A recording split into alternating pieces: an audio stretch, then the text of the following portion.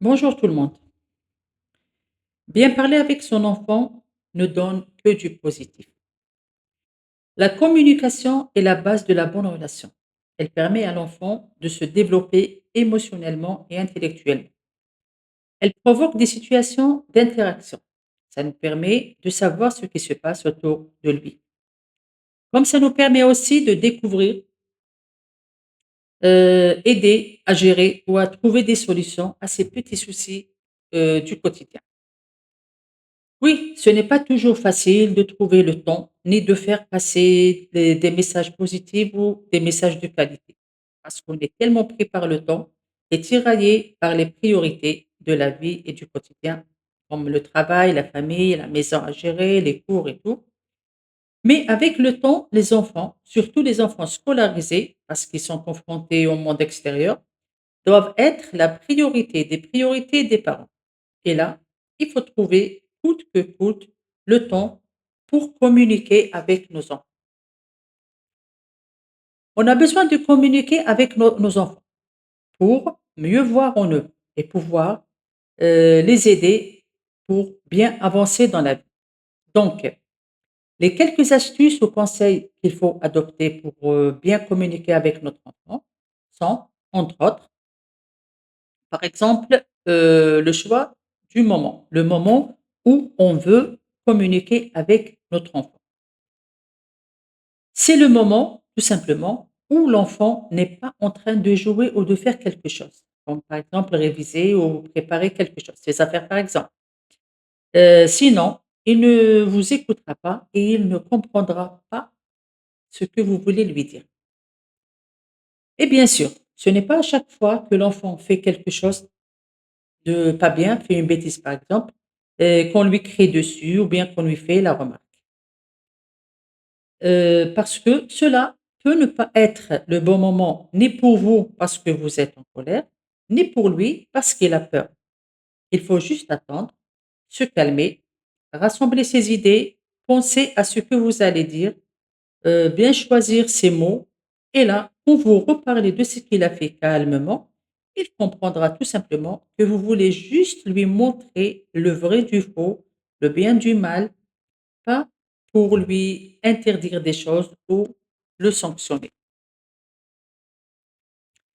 Deuxièmement, pardon, on a l'endroit.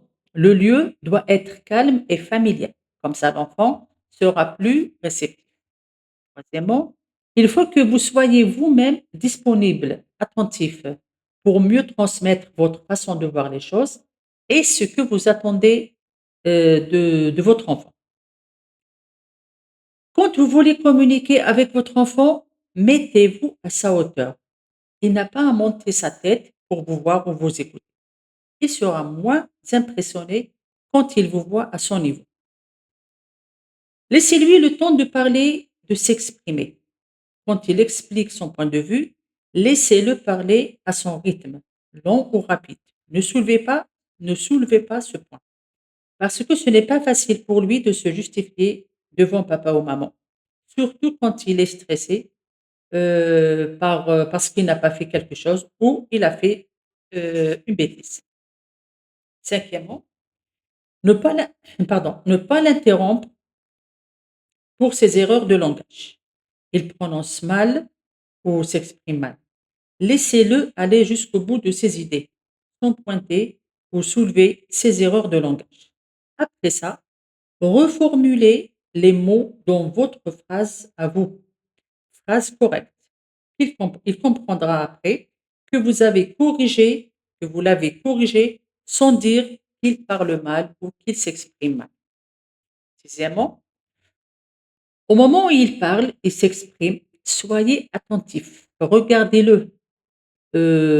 Faites attention à ses gestes. De temps en temps, une petite caresse sur la tête ou un petit câlin. Pourquoi pas. Cela va le rassurer, le calmer et l'encourager à s'exprimer, pardon, et ne pas cacher certaines choses. Septièmement, pas d'accusation directe. Exemple, tu as mal fait, tu n'as pas réfléchi, donc au lieu de tu n'as pas fait, dis plutôt j'aurais aimé si tu m'en as parlé, on l'aurait fait ensemble. Et là, il sera il saura que vous êtes toujours là pour l'aider, pas pour le punir. Huitièmement, si l'enfant est bloqué et ne s'exprime pas, commencez à parler de vous, de ce que vous faisiez à son âge. Vous allez lui retirer quelques informations. Là, vous allez lui retirer quelques informations. Neuvièmement, montrez que vous acceptez ce que votre enfant vous raconte, que vous êtes réceptif et ouvert. Après ça, corrigez, bien sûr, corrigez verbalement, pour qu'il sache qu'il y a des règles, des valeurs à respecter et des limites à ne pas dépasser. Ok. Donc, après l'avoir écouté, si vous n'êtes pas convaincu de ce qu'il a dit, posez-lui des questions pour qu'il continue à s'exprimer mieux et facilement pour ne pas lui couper, surtout ne pas lui couper la parole. Gardez une attitude respectueuse, ne pas le banaliser ou lui faire bêtement la morale. Abordez avec votre enfant de vrais sujets de conversation. Ne pas se limiter à des sujets d'enfant. Parlez avec lui de votre journée, de la nature, de la géographie, par exemple, de ce que vous pensez de telle ou telle chose, même s'il ne comprendra pas peut-être, bon, il ne comprendra peut-être pas grand-chose de ce que vous dites, mais il sera fier car papa partage avec lui des sujets importants, des sujets d'adultes. Parlez des bonnes manières, du mal et du bien. Cela va approfondir les relations avec votre enfant. Ne pas se limiter à donner des ordres, des remarques ou des reproches. Deuxièmement, il faut savoir écouter puis parler. Écouter, ça veut dire laisser l'enfant s'exprimer, puis parler ne veut pas dire corriger. C'est dresser une image ou un tableau de ce que vous voulez lui transmettre qui n'est pas qui n'est pas un cas isolé avec ses bêtises ou son comportement. Commencez à parler de vous-même quand vous aviez son âge, de vos bêtises. Pourquoi pas. Partagez avec lui les moments de votre vie quand vous aviez son âge. Faites-lui comprendre que vous êtes passé par des situations similaires. Expliquez-lui vos expériences. Treizièmement, on a valorisé, encouragé vos enfants. Ils se sentiront en confiance et auront une bonne estime de soi. Évitez de parler sur un ton agressif et accusateur.